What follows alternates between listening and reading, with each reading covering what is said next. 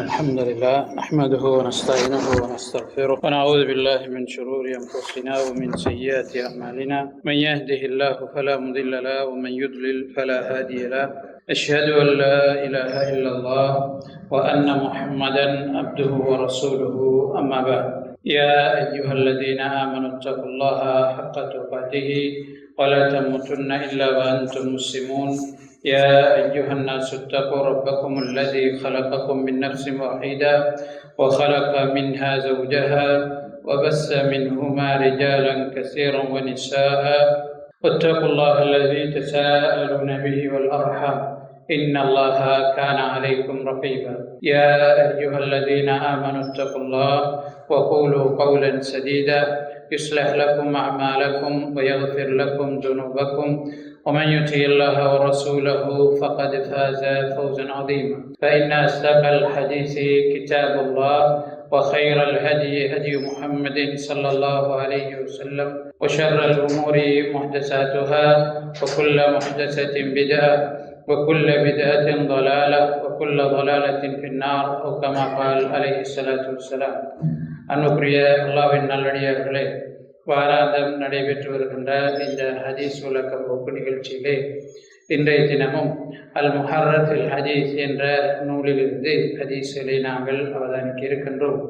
கடைசியாக நாம் 595வது ஹதீஸை பார்த்திருந்தோம். கிதாபு ஜக்காத், ஜக்காத் பற்றிய பாடத்திலே ஜக்காத் பொருட்களை பங்கிடுதல் தொடர்பான செய்திகளையே நாங்கள் படித்து வருகின்றோம். அந்த அடிப்படையிலே இன்றைய தினம் 596வது செய்தி. அன் ஜுபைர் பின் முத்வைமின் ரலியல்லாஹு அன்ஹு قال مشيت انا وعثمان بن عفان الى النبي صلى الله عليه وسلم. நானும் உஸ்மான் இப்னு அஃபான் ரலியல்லாஹு அன்ஹு அவர்களும் நபி ஸல்லல்லாஹு அலைஹி வஸல்லம் அவர்களிடம் சென்றோம். ஃபகுல்னா, நாங்கள் அவரிடம் சொன்னோம், யா ரசூலல்லாஹ், அல்லாஹ்வின் தூதரே, அதைத பனில் முத்தலிபி மின் ஹுமுஸி கைபர وتركنا ونحن وهم منك بمنزلة واحدة. அல்லாஹ்வின் தூதர் அவர்களே, நீங்கள் பனுல் முத்தலிப் கோத்திரத்தாருக்கு ஹைபரிலிருந்து கிடைத்த பங்கிலே கொடுத்தீர்கள், ஆனால் எங்களை விட்டு விட்டீர்கள். நாங்களும் பனு முத்தலிப் கோத்திரத்தாரும் ஒரே தரத்தில் தான் இருக்கிறோம், ஏன் எங்களை விட்டீங்க அப்படின்னு கேட்டாங்க. ஃபகால ரசூலுல்லாஹி ஸல்லல்லாஹு அலைஹி வஸல்லம், ரசூல் ஸல்லல்லாஹு அலைஹி வஸல்லம் அவர்கள் சொன்னார்கள், இன்னமா பனுல் முத்தலிபி வ பனு ஹாஷிமின் ஷைஉன் வாஹிதுன். பனு முத்தலிப் கோத்திரத்தாரும் பனு ஹாஷிம் கிளையாரும் இருவரும் ஒருவரே, இருவரும் ஒரு குடும்பத்தினரே என்று நபி ஸல்லல்லாஹு அலைஹி வஸல்லம் அவர்கள் சொன்னார்கள். இந்த செய்தி புகாரியிலே பதிவு செய்யப்பட்டிருக்கிறது. ஹைபர் பொறுத்தவரையில மதீனாவினுடைய கிழக்கு புறமாக இருக்கக்கூடிய பிரதேசம். சுமார் 165 கிலோமீட்டர் தூரத்திலே இருக்கக்கூடிய ஒரு பகுதி. முழுமையாக விவசாய நிலம், நல்ல வளமுள்ள பகுதி. இதிலே யூதர்கள் என்ன செய்கிறார்கள், வசித்து வருகிறார்கள். ஹைபர் பிரதேசத்திலே யூதர்கள் இருந்து கொண்டு மதீனாவிலே இஸ்லாமிய ஆட்சிக்கு எதிராக சதி செய்கின்ற வேலைகளிலே அவர்கள் ஈடுபட்டார்கள். மக்காவிலே இருக்கின்ற இணை வைப்பாளர்கள், நிராகரிப்பாளர்களுக்கு உதவிகளை செய்து அவர்களுக்கு தங்களுடைய விவசாய நிலங்களிலிருந்து கிடைக்கக்கூடிய வருமானங்களை கொடுத்து மதீனாவினுடைய ஆட்சிக்கு எதிராக, அதாவது நபி ஸல்லல்லாஹு அலைஹி வஸல்லம் அவர்களுடைய ஆட்சிக்கு எதிராக அவர்களை ஒன்று திரட்டுகின்ற பணியிலே ஈடுபட்டிருந்தார்கள். குறிப்பாக அஹ்ஸாப் யுத்தம் அவர்களுடைய பெரும் உதவியோடு நடந்த ஒரு யுத்தம். மதீனாவுக்குள்ளே வாழ்ந்த பனு நதீர், பனு குரைலா போன்ற கோத்திரங்களை அவர்கள் தங்களுக்கு சார்பாக முஸ்லிம்களுக்கு எதிராக திசை திருப்பி இருந்தார்கள். அஹ்ஸாப் யுத்தம் எங்களுக்கு தெரியும், மிக கடுமையான ஒரு யுத்தம். முஸ்லிம்கள் மிகவும் அவதிப்பட்ட ஒரு யுத்தம். சுமார் 26 நாட்கள் தொடர்ச்சியாக முற்றுகையிடப்பட்டு நடைபெற்ற ஒரு யுத்தம். இப்போ இந்த யுத்தத்துக்கு அவர்களுடைய பங்கு இருக்கிறதுங்கிறதுனால ரசூல் ஸல்லல்லாஹு அலைஹி வஸல்லம் அவர்களும் சஹாபாக்களும் அவர்கள் விஷயத்தில் கடும் கோபம் கொண்டார்கள். குறிப்பாக முஸ்லிம்களுக்கு எதிராக ஒரு கூட்டம் வேலை செய்கிறது என்றால், அல்லது ஒரு அரசுக்கு எதிராக ஒரு கூட்டம் வேலை செய்கிறது என்றால், அரசினுடைய கை ஓங்கும் போது அந்த கூட்டம் சம்பந்தமாக முடிவெடுக்கின்ற வல்லமை அல்லது முடிவெடுக்க வேண்டிய தேவை அந்த அரசுக்கு என்ன செய்கிறது, ஏற்படுகிறது. அதன் அடிப்படையில் அஹ்ஸாப் யுத்தத்திலிருந்து ஓடின ஆக்கள் பனு குறைதா பனு நுகைராவை சேர்ந்த சிலரும் ஹைபரில் என்ன செய்கிறார்கள், தஞ்சம் அடைகிறார்கள். ஹைபரில் இருந்து கொண்டு அவர்களுடைய சதி இன்னும் அதிகரிக்கிறது. இப்போ நபி ஸல்லல்லாஹு அலைஹி வஸல்லம் அவர்கள் மக்காவினுடைய அந்த ஹுதைபியா உடன்படிக்கைக்கு பிறகு வெளியிலிருந்து வரக்கூடிய போராட்டங்கள் குறைவடைகிறது. மக்காவில் நபி ஸல்லல்லாஹு அலைஹி வஸல்லம் அவர்கள் உம்ராவுக்கு போகிறாங்க மக்காவுக்கு. எங்களுக்கு தெரியும் ஹிஜ்ரி 6ஆம் ஆண்டு மக்காவாசிகளுக்கும் நபி அவர்களுக்கும் இடையில் ஒரு சமாதான ஒப்பந்தம் என்ன செய்யப்படுகிறது. இப்போ மக்காவாசிகள் போராட்டத்துக்கு என்ன செய்ய மாட்டாங்க, வரமாட்டாங்க அந்த ஒப்பந்தத்துக்கு பிறகு.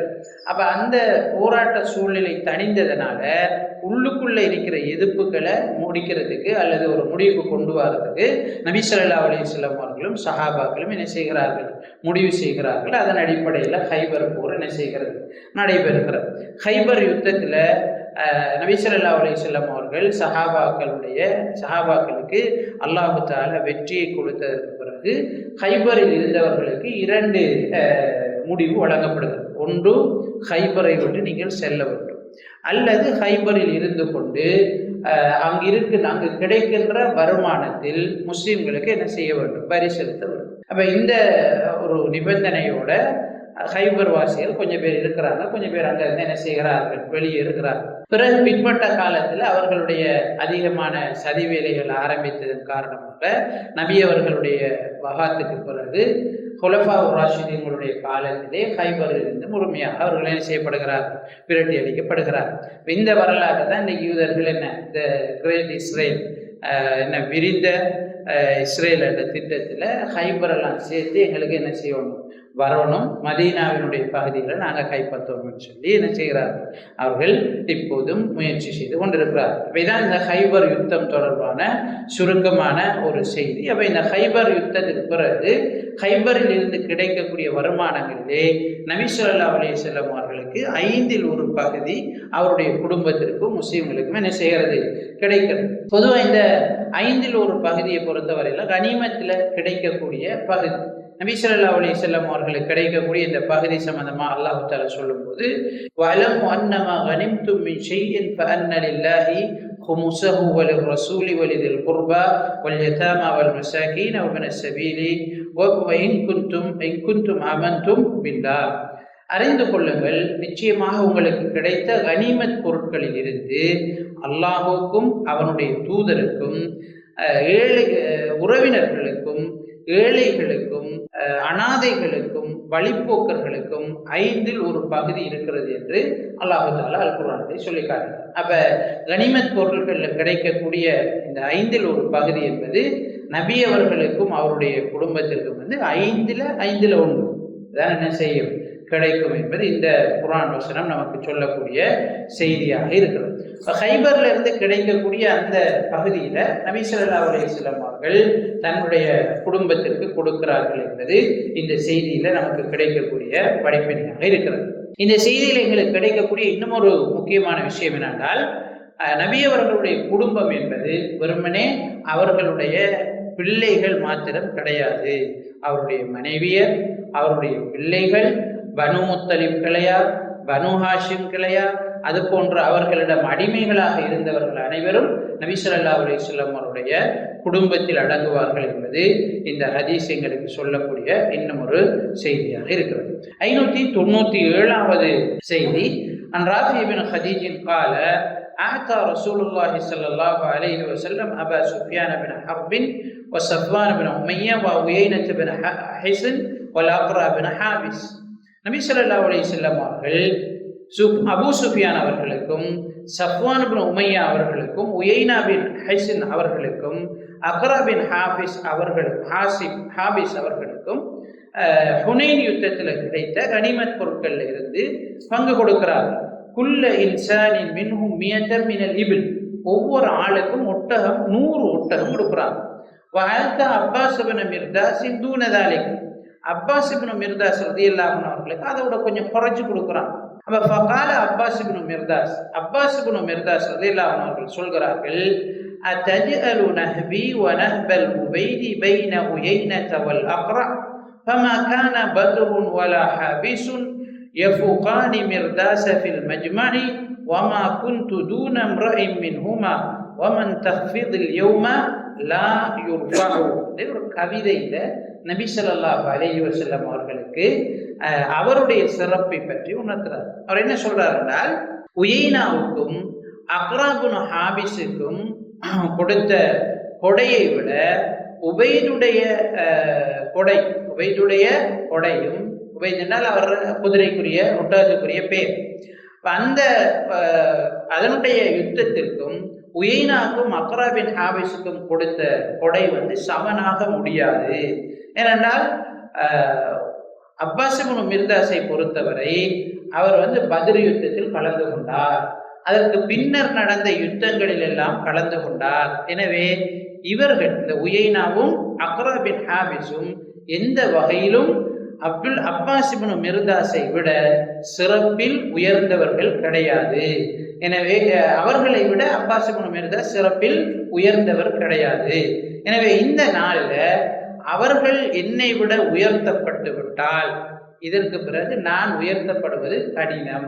இந்த சிறப்பு சரியாக சொல்லப்பட வேண்டும், நான் சரியாக அடையாளப்படுத்தப்பட வேண்டும் அப்படின்ட்டு நபி ஸல்லல்லாஹு அலைஹி வஸல்லம் அவர்களிடம் தன்னிடம் இருந்த குறையை அவர் முன்வைக்கிறார். அப்ப நபி ஸல்லல்லாஹு அலைஹி வஸல்லம் அவர்கள் ஃபஅத்தம்ம லஹு ரசூலுல்லாஹி ஸல்லல்லாஹு அலைஹி வஸல்லம் மிஅத்தம் மினல் இபில், நபி அவங்க அவருக்கும் 100 ஒட்டகத்தை என்ன செஞ்சாங்க, முழுமையாக கொடுக்க சொன்னார்கள் அல்லது கொடுத்தார்கள் என்று பார்க்கிறோம். இந்த செய்தி முஸ்லிமிலே பதிவு செய்யப்பட்டிருக்கிறது. இந்த செய்தியில இந்த செய்தி ஒரு வரலாற்று பின்னணியோடு தொடர்புடைய ஒரு செய்தி. மக்கா வெற்றிக்கு பிறகு 8ஆம் ஆண்டுல மக்கா வெற்றி கிடைக்கிறது எங்களுக்கு தெரியும். மக்கா வெற்றிக்கு பிறகு மக்காவுல ஓர பிரதேசங்கள்ல வாழ்ந்த மக்கள், அரேபியர்கள் ரசூல் ஸல்லல்லாஹு அலைஹி வஸல்லம் அவர்களுக்கும் சஹாபாக்களுக்கும் கட்டுப்படுவதற்கு என்ன செய்கிறார், மறுக்கிறார். இவங்களுக்கு கட்டுப்பட முடியாது, நாங்க மக்காவை திரும்ப எங்கட கொண்டோலுக்குள்ள கொண்டு வர வேண்டும் என்று அவர்கள் முயற்சிக்கிறார். கிட்டத்தட்ட 20,000 பேர் என்ன செய்யறாங்க, அப்படி ஒன்று சேருகிறார். இப்ப இந்த மாதிரியான ஒரு சவால் இருந்ததுனால அந்த நேரம் சஹாபாக்கள் ஒரு 12,000 பேர் என்ன செய்தார்கள், இருந்தார்கள். அவங்க இந்த 20,000 பேருக்கு எதிராக யுத்தம் செய்தார்கள். அந்த யுத்தம் தான் ஹுனைன் யுத்தம். அப்ப இந்த ஹுனைன் யுத்தத்துல ஃபெஸ்ட்டுக்கு சஹாபாக்களுடைய அந்த எண்ணிக்கை குறைவாக இருந்ததுனால கொஞ்சம் அவர்களுக்குள்ள சலசலப்பு ஏற்பட்டது. ஆனாலும் நபி ஸல்லல்லாஹு அலைஹி வஸல்லம் அவர்கள் முன்னணியில வேகமாக போராடியதனால சஹாபாக்களும் அவருக்கு பின்னால அவரோடு சேர்ந்து வேகமாக போராடினார்கள். எதிரிகள் கிட்டத்தட்ட 20,000 பேரை அவர்கள் என்ன செய்தார்கள், தோற்கடித்து மிக அதிகமான கனிமத் பொருட்களை பெற்றுக் கொண்டார்கள். கனிமத் பொருட்கள் என்பது எதிரிகள் போராட்ட களத்தில் விட்டுட்டு ஓடக்கூடிய பொருட்களுக்கு சொல்றது கனிமத் பொருட்கள். இப்ப இந்த பொருட்களை நபி ஸல்லல்லாஹு அலைஹி வஸல்லம் பொதுவா அதுல ஒரு பகுதியை யுத்தத்துல கலந்து கொண்ட எல்லாருக்கும் பங்கு வைப்பாங்க. இப்படி பங்கு வைக்கிற நேரம் நபி ஸல்லல்லாஹு அலைஹி வஸல்லம் புதிதாக இஸ்லாத்தை ஏற்றுக்கொண்டார்கள் கொஞ்சம் கூட கொடுக்குறாங்க. புதிதாக இஸ்லாத்தை ஏற்றுக்கொண்டார்கள் சொல்லும் போது அபூ சுஃபியான் பின் ஹர்ப், சஃப்வான் பின் உமையா, உயைனத் பின் ஹிஸன், அக்ரா பின் ஹாபிஸ், இவங்க எல்லாம் புதுசா மக்கா வெற்றிக்கு பிறகு இஸ்லாத்தை ஏற்றுக்கொண்டவர்கள். அப்ப அவங்களோட நெருக்கத்தை உருவாக்குறதுக்காக நபி ஸல்லல்லாஹு அலைஹி வஸல்லம் அவர்கள் கொஞ்சம் கூடுதலா என்ன செய்யறாங்க, அவங்களுக்கு கனிமத் பொருட்களை கொடுக்குறாங்க. கொடுத்த நேரம் தான் அப்பாஸ் இப்னு மிர்தாஸ் என்ன செய்யறாரு, எனக்கும் அப்படி அதே அளவு சமனாக வேணும், ஏன்னா நான் இவங்களை விட கூடுதலாக பத்ர் யுத்தத்திலிருந்து இன்றைக்கு வரைக்கும் என்ன செய்யறேன், கலந்து கொள்கிறேன், அப்ப எனக்கும் அவங்களோட சமனாக வேணும்னு சொல்லி என்ன செய்யறார், நபி ஸல்லல்லாஹு அலைஹி வஸல்லம் அவர்களிடம் முறையிடுகிறார். அதை நபி அவர்கள் ஏற்றுக்கொள்கிறார்கள், அவருக்கும் அதே சமனான அளவு கொடுக்கிறார். இதுதான் இந்த சம்பவத்தினுடைய பின்னணி. இந்த ஹதீஸ்ல எங்களுக்கு கிடைக்கக்கூடிய படிப்பினை என்னென்றால், நபி ஸல்லல்லாஹு அலைஹி வஸல்லம் அவர்கள் புதிதாக தங்களோடு இணைந்து கொண்டவர்களை அரவணைப்பதிலே என்ன செய்திருக்கிறார்கள், சற்று கூடுதல் கவனம் செலுத்தி இருக்கிறார்கள் என்கிறத இந்த ஹதீஸ்ல நாங்கள் என்ன செய்யறோம் பார்க்கிறோம்.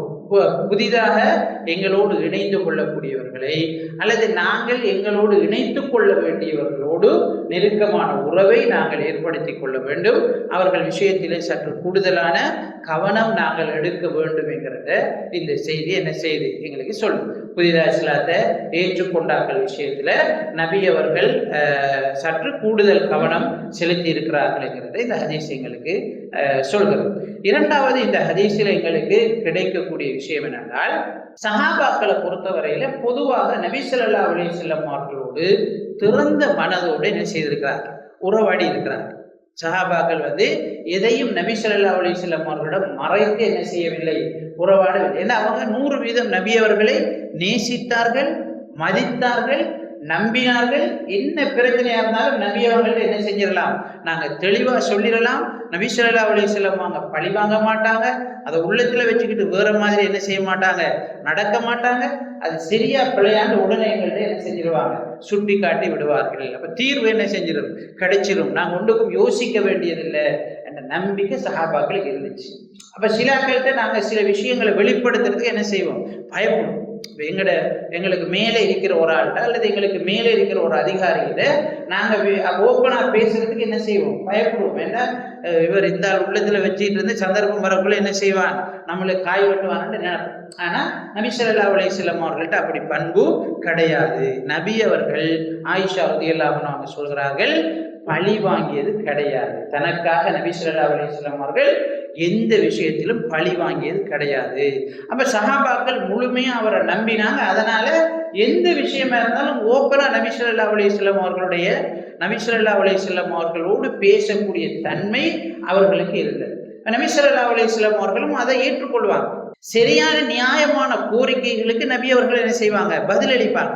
அது நியாயம் என்றால் நியாயமான கோரிக்கைகளுக்கு என்ன செய்வாங்க, பதிலளிப்பாங்க. இப்படி நியாயம் இல்லைன்னா நபி ஸல்லல்லாஹு அலைஹி வஸல்லம் அவங்க அதை விளங்கப்படுத்துவாங்க. அபூதர் அல்-கிஃபாரி ரலியல்லாஹு அன்ஹு தலைமைத்துவம் சம்பந்தமாக கேட்ட நேரம் ரசூல் ஸல்லல்லாஹு அலைஹி வஸல்லம் அவங்க அவருக்கு விளங்கப்படுத்துறாங்க, நீங்க இதை சுமக்க மாட்டீங்க, உங்களால் இதை சுமக்க முடியாது, தலைமைத்துவம்ங்கிறது பெரிய ஒரு வேலை, அதனால நீங்க சுமக்க மாட்டீங்கன்னு நபி ஸல்லல்லாஹு அலைஹி வஸல்லம் அவர்கள் அவருக்கு விளங்கப்படுத்துறாங்க.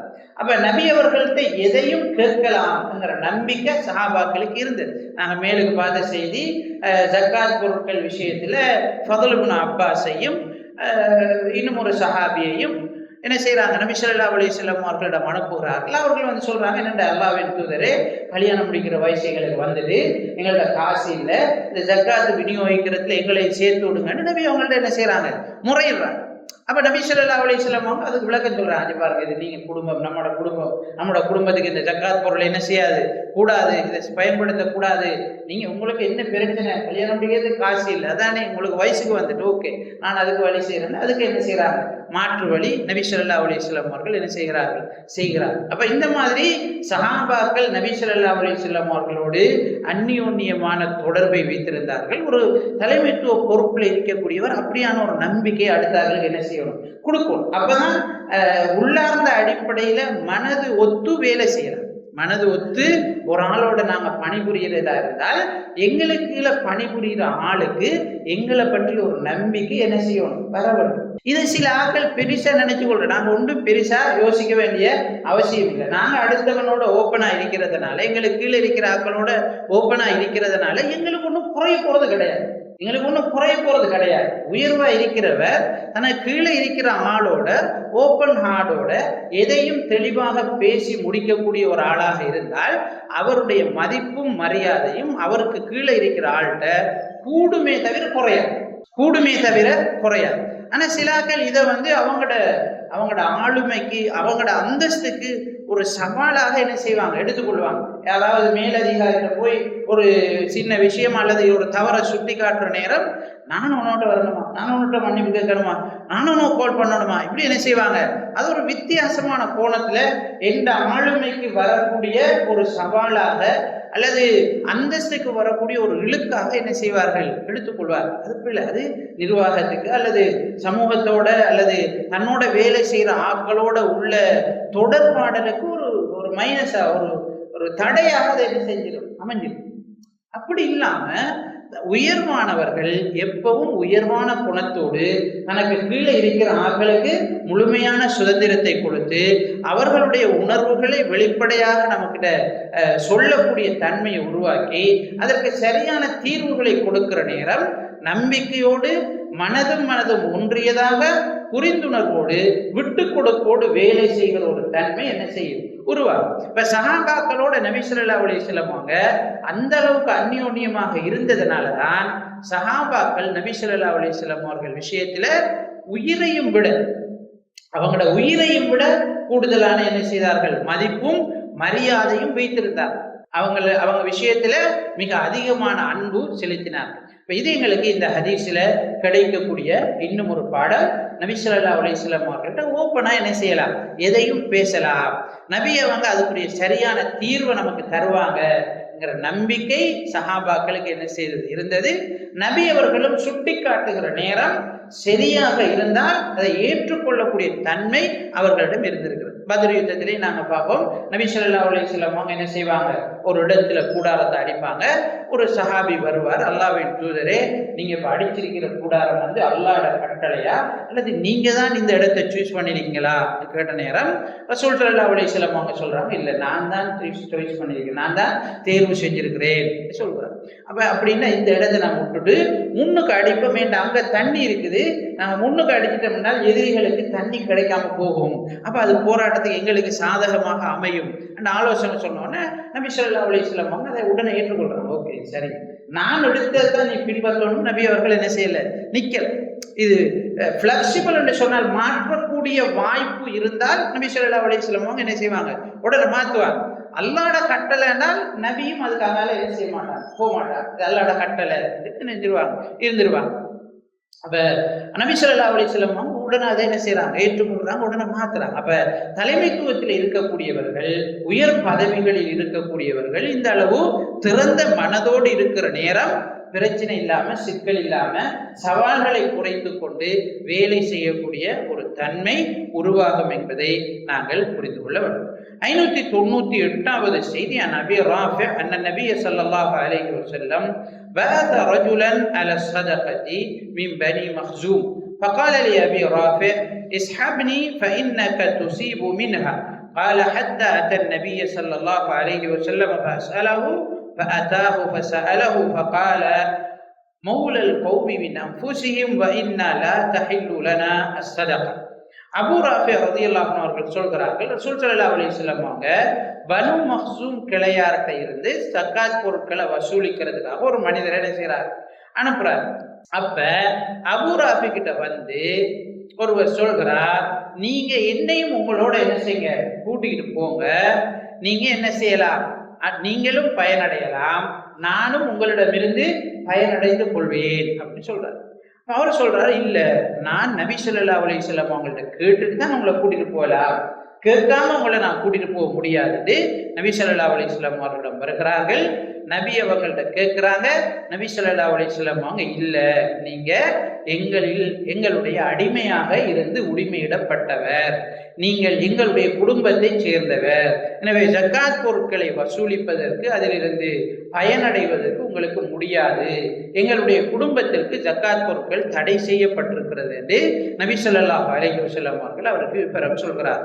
இப்ப இந்த ஹதீஸ்ல எங்களுக்கு கிடைக்கக்கூடிய மேலுக்கு போன செய்திகள் அல்லாம மேலதிகமாக கிடைக்கக்கூடிய ஒரு படிப்பினை என்னென்றால், ரசூல் ஸல்லல்லாஹு அலைஹி வஸல்லம் அவங்க ஒரு செய்தியை சொல்லிட்டாங்கன்னு சொன்னா அதுக்கு அங்கால மேலதிகமா சஹாபாக்கள் போக மாட்டாங்க. ரசூல் ஸல்லல்லாஹு அலைஹி வஸல்லம் அவங்க இப்படித்தான் செய்யணும்னு நபி ஸல்லல்லாஹு அலைஹி வஸல்லம் அவங்க சொல்லிட்டாங்கன்னால் அதுக்கு அங்கால அதுல கூற்றுண்டால் இன்னும் ஒரு தடவை என்ன செய்வாங்க, கேட்டுக்கொள்வாங்க. ஒரு சஹாபிய நபி அவங்க அனுப்புறாங்க, இன்னொரு ஆள் அவரோட தொடர்பு ஆகிறதுக்கு ட்ரை பண்றாரு.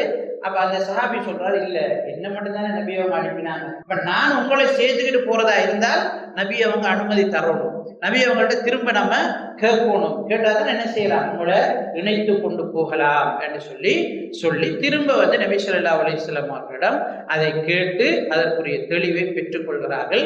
இப்ப இது இஸ்லாத்துல நாங்க கடைபிடிக்க வேண்டிய ஒரு விஷயம். நபி ஸல்லல்லாஹு அலைஹி வஸல்லம் அவர்களும் அல்லாஹ்வும் ஒன்றை தீர்மானித்து விட்டால், ஒன்றை சொல்லிட்டால் அந்த தீர்மானத்தை அதே அடிப்படையில அவங்க சொன்ன விதத்தில கூட்டாம குறைக்காம பின்பற்றுவது முஸ்லிம்களுடைய கடமை என்கிற ஒரு படிப்பினைய இந்த ஹதீஸ் நமக்கு சொல்கிறது.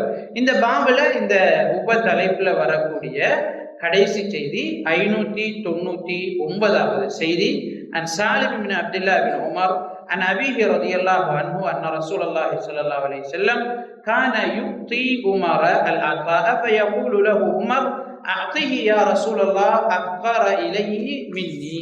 فقال رسول الله صلى الله عليه وسلم خذه فتموله أو تصدق به وما جاءك من هذا المال وأنت غير مشرف ولا سائل فخذه وما لا فلا تتبعه نفسك.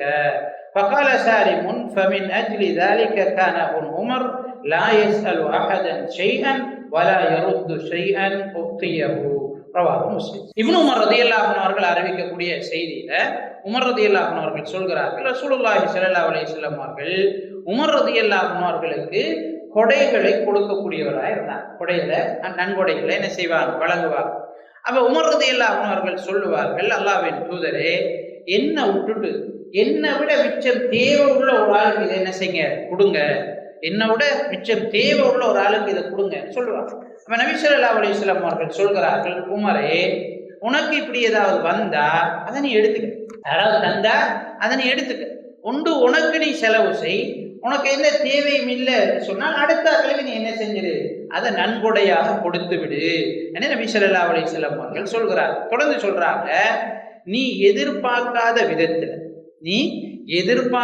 விதத்துல இந்த சொத்து உன்னோட வருமாக இருந்தால், நீ யார்ட்டையும் கேட்காம உனக்கு வருமா இருந்தால் அதை நீ எடுத்துக்க, அல்லாஹ் தஆலா உனக்கு கொண்டு வந்து தார். அப்படி இல்லை, கிடைக்கல என்று சொன்னால் கிடைக்கணும்னு எதிர்பார்த்து என்ன செய்யாது, அலையாது. கிடைக்கணும்னு எதிர்பார்த்து நீ அலையாத, அடுத்தவர்கள்ட்ட கேட்காத அப்படின்னு நபி ஸல்லல்லாஹு அலைஹி வஸல்லம் அவர்கள் சொல்கிறார்கள். சாலிம் அவர்கள் சொல்கிறார்கள், இதனாலதான் அப்துல்லாஹ் இப்னு உமர் ரலியல்லாஹு அன்ஹு அவருடைய மகன் அவர்கிட்ட எதுவும் இல்லைனால் யார்கிட்டையும் எதுவும் கேட்க மாட்டார். அவர் யார்கிட்டையும் எதையும் கேட்க மாட்டார், கேட்பவராக இருக்கவில்லை. அதே நேரம் அவருக்கு யாராவது எதையும் கொடுத்தால் அதை நிராகரிப்பவராகவும் இருக்கவில்லை. யாராவது கொடுத்தா என்ன செய்வாங்க, அதை வாங்கி கொள்வாங்க, அக்செப்ட் பண்ணி கொள்வாங்க, அதை எடுத்துக்கொள்வாங்க. தரலன்னு சொன்னா கேட்க மாட்டாங்க. அப்படி ஒரு பண்போடு அப்துல்லாஹ் இப்னு உமர் ரலியல்லாஹு அன்ஹு அவர்கள் இருந்தார்கள் என்று சாலிம் அவர்கள் அறிவிக்கக்கூடிய செய்தி முஸ்லிமிலே பதிவு செய்யப்பட்டிருக்கிறது. இந்த ஹதீஸில் எங்களுக்கு கிடைக்கக்கூடிய நிறைய படிப்பினைகள் ஒன்று என்னென்றால், உமர் ரலியல்லாஹு அன்ஹு அவருடைய அந்த தாராளத்தன்மை, அடுத்தவர்களுக்கு உதவி செய்ய வேண்டும் என்ற மனோநிலை, என்னை விட தேவையுடையவர்களுக்கு கிடைக்க வேண்டியவை கிடைக்க வேண்டும் என்கிற அந்த நிலை இந்த ஹதீஸில் எங்களுக்கு உமர் ரலியல்லாஹு அன்ஹு அவருடைய சிறப்பு எங்களுக்கு தெரிய வருகிறது.